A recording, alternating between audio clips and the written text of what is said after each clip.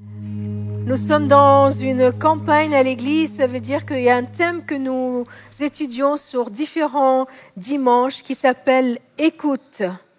Un Dieu qui parle, qui rentre en relation avec nous et nous avons vu les différents aspects de cette écoute. Et aujourd'hui, on nous propose de réfléchir sur cette écoute qui nous déplace ou cette écoute qui nous oblige à nous déplacer.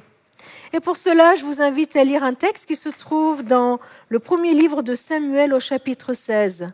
Samuel, c'est ce petit qui a prononcé cette phrase « Parle Seigneur, car ton serviteur écoute ». Et nous suivons un peu tout son parcours dans cette campagne.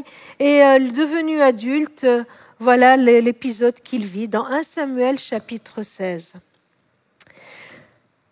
Il y avait un roi qui s'appelait Saül, qui a désobéi à Dieu, et Dieu lui a dit « Maintenant c'est fini, tu n'es plus roi ». Et le Seigneur dit à Samuel « Seras-tu encore longtemps en deuil au sujet de Saül, alors que moi-même je l'ai rejeté et qu'il ne sera plus roi d'Israël ? Prends de l'huile et mets-toi en route. Je t'envoie chez Jessé à Bethléem, car j'ai choisi parmi ses fils le roi qu'il me faut. » Comment faire ? Demanda Samuel. Si j'y vais et Saül l'apprendra, il me tuera. Prends avec toi un veau, dit le Seigneur, tu diras que tu viens m'offrir un sacrifice et tu inviteras Jessé à la cérémonie. Je t'apprendrai ce que tu auras à faire. Tu choisiras avec l'huile d'onction celui que je t'indiquerai comme roi à mon service. Samuel obéit et se rendit à Bethléem. Les anciens de la ville, tout tremblants, vinrent au-devant de lui et demandèrent « Ta venue annonce-t-elle quelque chose d'heureux ?»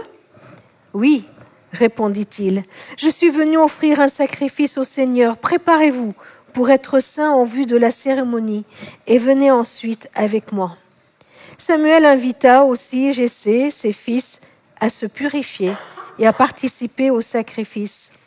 Lorsque ceux-ci arrivèrent, Samuel aperçut Eliab et il se dit « C'est certainement lui que le Seigneur a choisi. » Mais le Seigneur lui dit « Ne te laisse pas impressionner par sa belle apparence et par sa taille imposante, car je ne l'ai pas choisi. Je ne juge pas de la même manière que les êtres humains. Ceux-ci s'arrêtent aux apparences, mais moi, je vois jusqu'au fond du cœur. » Jessé appelant ensuite Abinadab et il le fit passer devant Samuel qui déclara « Le Seigneur n'a pas non plus choisi celui-ci. » Jessé fit passer Shama, mais Samuel répéta « Le Seigneur n'a pas non plus choisi celui-ci. » Jessé fit ainsi passer 7 de ses fils devant Samuel, mais Samuel lui dit « Le Seigneur n'a choisi aucun d'eux. »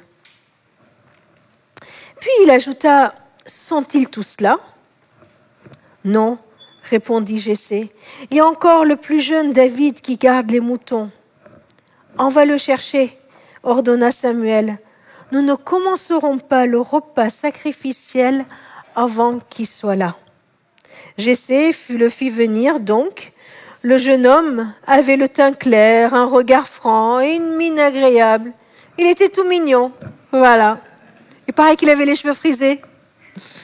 Le Seigneur lui dit alors à Samuel, « C'est lui. Choisis-le comme roi avec l'huile d'onction. » Samuel prit l'huile, en versa sur la tête de David en présence de ses frères. L'Esprit du Seigneur se saisit de David et fut avec lui dès ce jour-là. Des convictions, nous en avons besoin, nous en avons tellement besoin dans notre vie. Si on n'est pas convaincu que le soleil va se lever le lendemain matin, la nuit et le soir seraient terribles, n'est-ce pas? Bien sûr que nous devons avoir des convictions. Mais ce texte nous pose une question importante. Comment nous réagissons quand on écoute Dieu et qu'il nous demande un déplacement, qu'il nous demande d'un changement dans notre vie, de nous déplacer? Quelles sont les résistances que nous pouvons avoir? Est-ce que nous acceptons si facilement que ça, que de nous déplacer? Dans ce texte, il y a 2 personnes qui se sont déplacées physiquement, Samuel et David. Mais il leur a fallu se déplacer non seulement physiquement, mais aussi dans leur façon de vivre. Par exemple, pour Samuel, c'était dans son travail, la façon dont il gérait son ministère. Et David, c'était beaucoup plus un déplacement dans sa propre identité et dans son avenir. Alors, tout d'abord, Samuel, il vivait un moment compliqué dans sa vie de travail, dans son vie de ministère. Il était vraiment dans une impasse. Le texte nous dit qu'il était triste. Il était triste parce que il venait il a dû dire quelque chose de très compliqué à Saül. Il lui a dit, tu sais, tu ne vas plus être roi. Tu es rejeté parce que tu as enfreint la loi de Dieu. Parce que le Seigneur te rejette, tu ne seras plus le roi de son peuple. Il était dans une impasse, il était triste. Et là, Dieu vient le voir et lui dit, mais seras-tu encore en deuil au sujet de Saül? En gros, il est en train de lui dire, tu vas encore bouder longtemps dans ton coin? Et ça me questionne et vraiment, ça me fait du bien. Parce que des fois, on est dans une situation, et moi, des fois, je me trouve dans une situation où je me dis, ça y est, tout est fichu, c'est fini, on n'y arrivera plus. Les choses ne passent pas comme j'avais prévu, les choses ne réussissent pas comme je pensais qu'elles allaient réussir, et c'est fichu. On est dans une impasse, on ne sait plus quoi faire. Parfois, on croit que dans notre vie, tout est fichu, on se trouve dans une impasse. La parole de Dieu vient nous tirer de là. Elle vient pour nous ouvrir un nouveau chemin. Dieu qui dit à Samuel, tu vas rester triste encore longtemps? Allez, lève-toi. Et Samuel accepte de se mettre en route physiquement. Il se déplace, comme pour signifier que l'écoute de Dieu nous déplace réellement. Il sort de la tristesse à une action. Il sort de ce moment où il se dit, c'est fini, ça y est. Le roi, là, Saül, a fait tout de travers. Il a pas fait ce qu'il fallait faire. Et je lui ai averti pourtant. Je lui en avais parlé. Et peut-être qu'il croyait même que c'était l'échec de son propre ministère. Dieu vient, il le sort de là. Et lui dit, il y a un nouveau chemin pour toi. Vas-y. Ce n'est jamais fini avec Dieu. Et si jamais tu crois que dans ta vie, il y a eu un souci, un problème et que tout est fichu, cette parole que Dieu adresse à Samuel, elle est pour toi aussi ce matin. Qui nous dit, tu vas rester encore longtemps triste? Tu vas rester longtemps, les bras qui tombent là? Allez, lève-toi.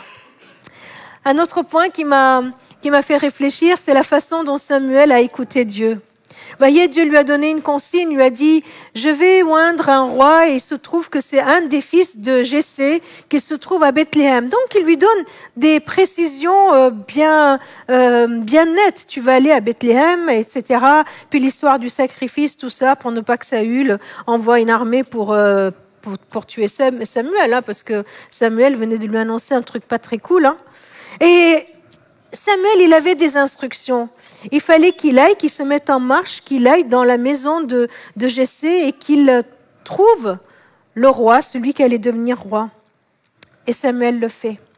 Mais Samuel n'écoute pas uniquement Dieu pour se mettre en marche, mais il continue à l'écouter pour chaque pas qu'il va accomplir. Et dans ce texte, ça m'a vraiment touchée. Je me suis dit, ah ouais, c'est intriguant quand même. Il se dit pas, ça y est, Dieu me dit quelque chose, je vais le faire. Mais non seulement il le fait, mais à chaque pas, il continue à écouter Dieu. Parce que l'écoute de Dieu se fait dans la persévérance. Il continue. Dieu lui a dit, je vais te montrer. Dieu peut-être que nous, on a envie que Dieu nous donne toutes les instructions d'un coup, tu sais, où tu vas faire ça, tu vas aller dans la maison de Jessé, et puis tu vas trouver, c'est le numéro un tel. Des fois, moi aussi en tout cas, j'ai envie que Dieu me donne toutes les directives tout de suite, voyez. Tout ce que je vais faire tout de suite, là, maintenant. Non.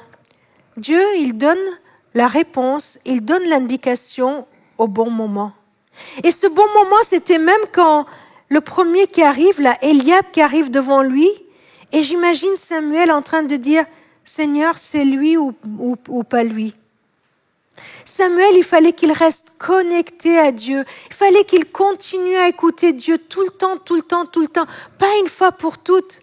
Pas une fois pour nous mettre en marche, mais à chaque pas, à chaque action qu'il devait faire. À chaque fois que l'un est passé devant lui, il fallait qu'il dise la parole qu'il entendait de Dieu. Et j'imagine que ça a dû lui coûter, vous vous rendez compte? Le premier pas, c'est pas lui. Le deuxième, c'est pas lui. Le troisième, ah non, c'est pas lui. 7 de suite, 7 fois, il a fallu qu'il dise, ce n'est pas lui. Et ils sont tous passés. Il y en avait 7, les 7 sont passés. Samuel devait se dire, mais j'ai dû me tromper. En tout cas, moi, à sa place, moi, c'est ce que j'aurais cru. Moi, à sa place, je me serais dit, oh mince, je me suis trompée. Ça devait pas être dans la maison de Jessé, j'ai peut-être mal compris. Ça devait être peut-être ailleurs. Non, ça vous arrive pas des trucs comme ça? De faire un pas avec Dieu, de se dire, ah mais mince, non, c'est aucun des 7. Moi, je crois qu'à sa place, j'aurais dit à Jessé, excuse-moi, mais j'ai dû me tromper, je vais retourner en arrière, voir ce qui se passe. Là, Samuel a pris, je crois, une leçon. En tout cas, moi, il me montre que il ne devait pas choisir un des fils pour le oindre au roi, mais oindre parmi les fils celui que Dieu a choisi. Et ça change tout. Dieu ne l'a pas envoyé chez Jessé pour choisir un des fils et le oindre au roi, mais il fallait oindre celui que Dieu a choisi. Alors il fallait qu'il reste à l'écoute, dans une écoute persévérante de Dieu.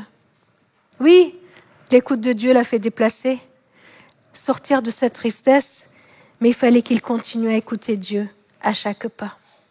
Et il a osé dire à Jessé, mais est-ce qu'il n'y a pas encore, voilà, tous tes fils sont là? Est-ce que tous tes fils sont là? À force d'écouter Dieu, il a compris qu'il devait en manquer. Et voilà que Jessé répond non. Il y a encore le jeune David qui garde les moutons. Et c'est comme ça que notre David, il rentre en scène dans l'Ancien Testament. C'est là qu'il rentre en scène et on connaît son histoire. Il va devenir ce grand roi David dont on parle jusqu'à maintenant. Alors Samuel dit, envoie-le le chercher. Cette fois, c'est David qui doit se déplacer. La première fois, c'était Samuel. Cette fois, c'est David. Cette histoire n'est pas racontée du côté de David, mais du côté de Samuel.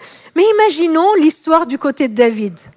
David, il est là dans la prairie avec ses moutons, avec tout ce qu'il y a autour. Il garde tranquillement ses moutons. C'était son job. On lui avait confié cette tâche.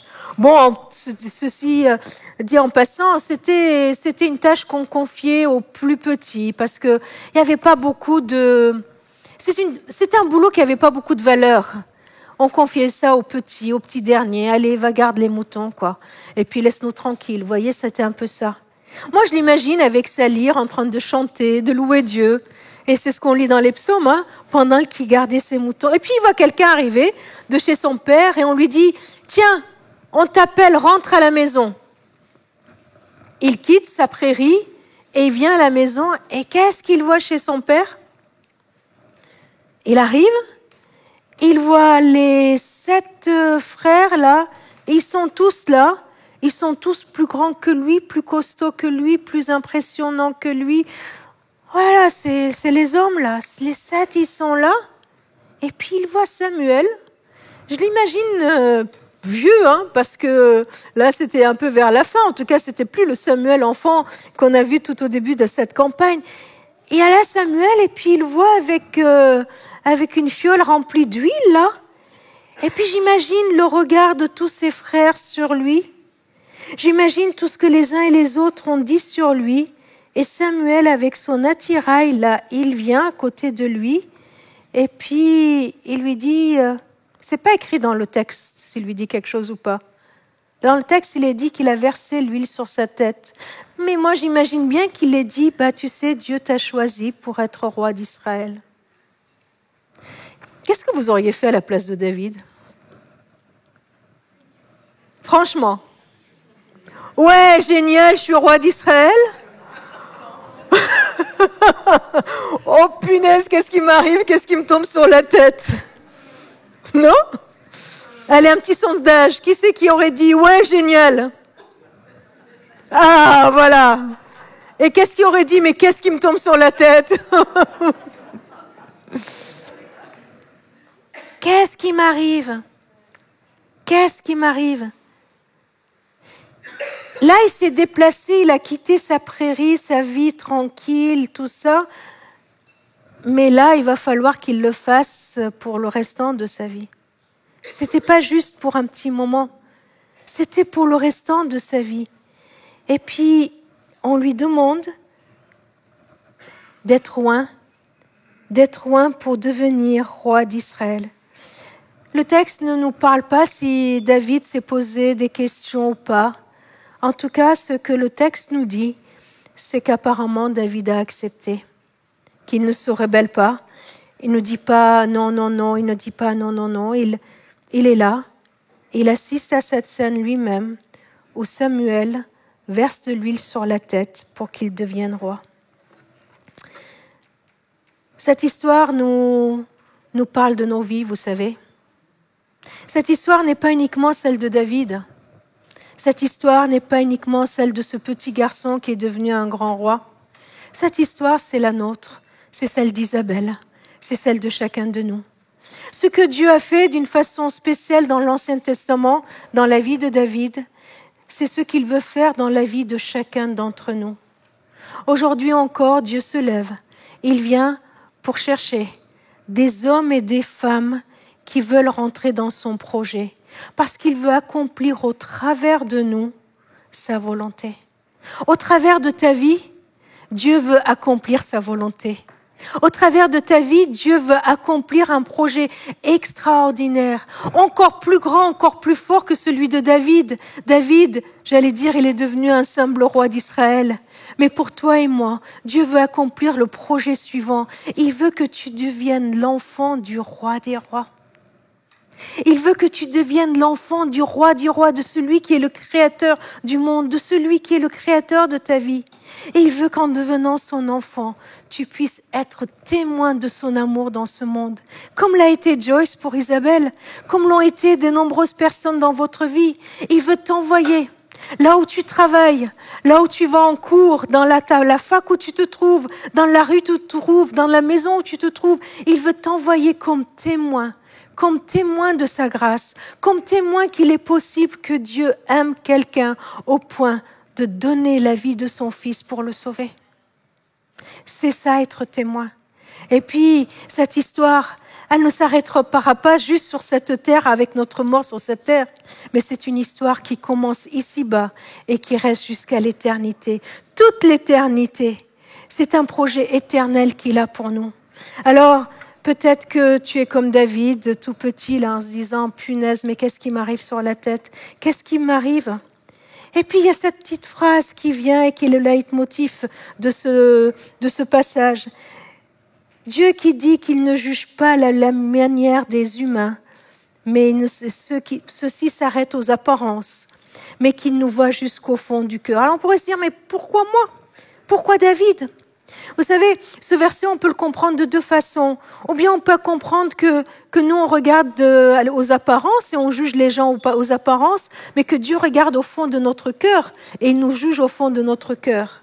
Ou alors, il y a une autre façon de comprendre ce verset.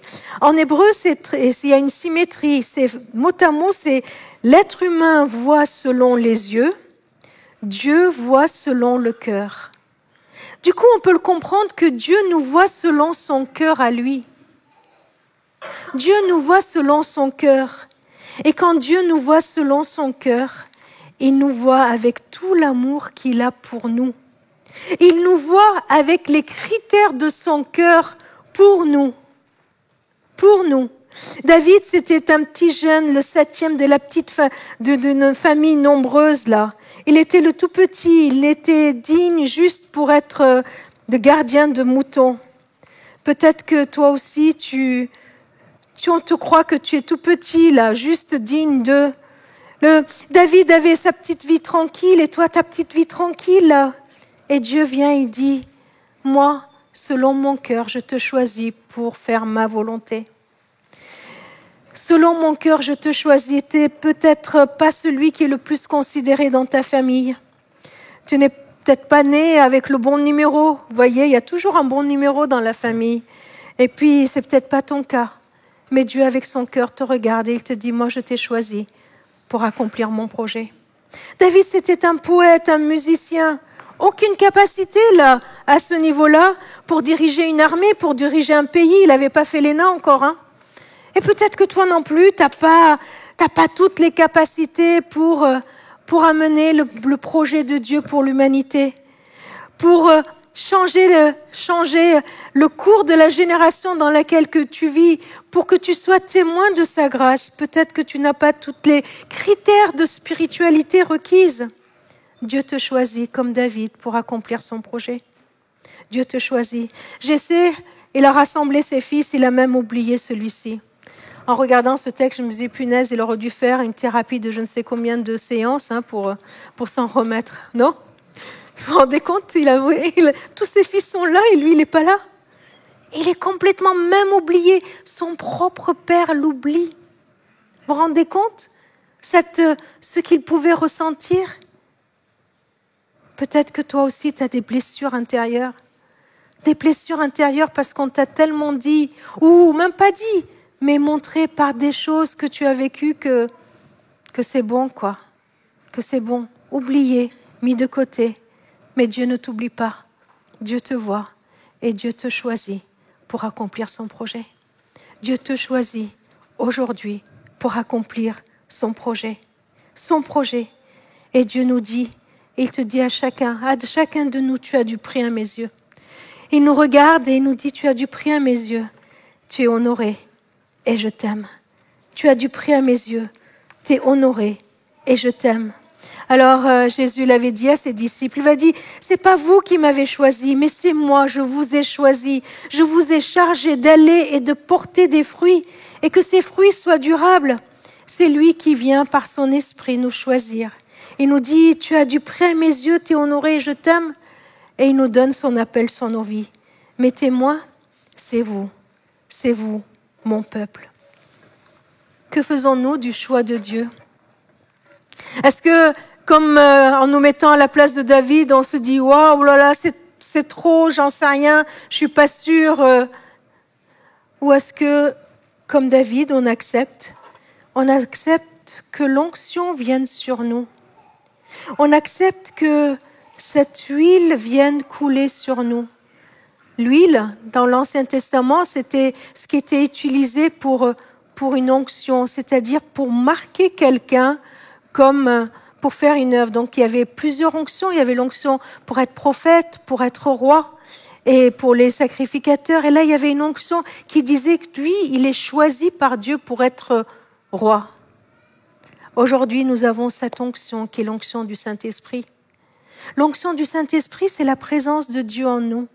C'est le Saint-Esprit qui vient en nous et qui atteste en nous que nous sommes enfants de Dieu. C'est le Saint-Esprit qui vient en nous et qui nous qualifie, qui nous équipe et qui nous donne tout ce dont nous avons besoin pour accomplir la volonté de Dieu, pour aller et être ses témoins. C'est Jésus qui a dit à ses disciples, vous recevrez une puissance, le Saint-Esprit survenant sur vous et, vous connaissez la suite, et vous serez mes témoins. Et vous serez mes témoins. Et Paul dit, mais on n'a pas reçu un esprit qui nous rend craintifs, qui nous rend timides, mais un esprit de force, de courage, de foi. Ce récit que nous avons lu se termine au verset 13 avec ce verset qui dit, Samuel prit l'huile, en versa sur la tête de David pour le consacrer en présence de ses frères. Et juste après, l'Esprit du Seigneur s'empara de David et fut avec lui dès ce jour-là. Est-ce que tu veux vivre cela aujourd'hui? Je vous invite à prier. Je vous invite à prier et à donner votre réponse au Seigneur. Est-ce que tu veux que l'Esprit du Seigneur s'empare de toi pour que tu sois toi aussi avec lui dès ce jour et accomplir son projet? Dans l'Épître aux Hébreux, nous lisons « Approchons-nous avec confiance du trône de Dieu, où coule la grâce. » La grâce est le cadeau immérité que Dieu nous fait, de nous appeler ses enfants, de venir habiter en nous. Alors, nous y trouverons la bienveillance, la grâce, pour être secourus au bon moment.